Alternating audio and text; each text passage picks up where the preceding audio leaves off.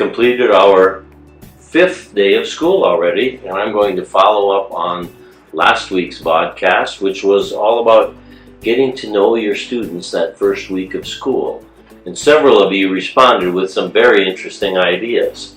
Mr. Orozco from the high school talked about how he uses Poll Everywhere to find out several things. One I found very interesting. He said he uses it to find out how his students like to learn.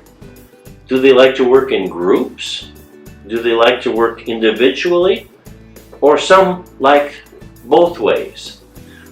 Then he adjusts his teaching style to, what a revolutionary idea, teach in a way his students find works best for them.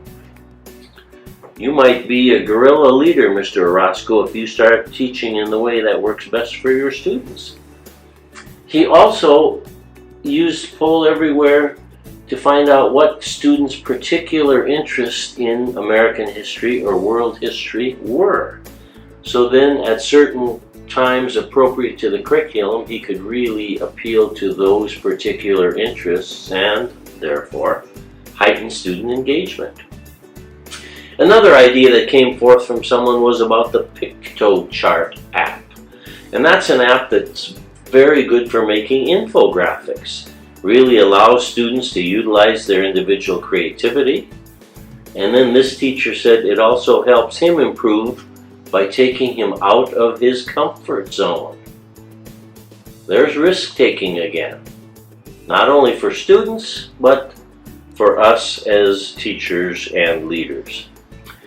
Finally, learning from other teachers, and that can be people next door to you, people down the hall, or people around the world.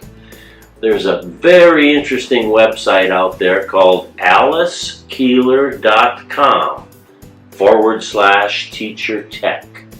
Alice Keeler has incredible ideas, some very, very simple and interesting on how to use Google Classroom, how to use Twitter, all sorts of ideas. She's just a fountain of ideas, but take a look at her website if you want to try technology in your classroom. Very interesting, easy to access, alicekeeler.com.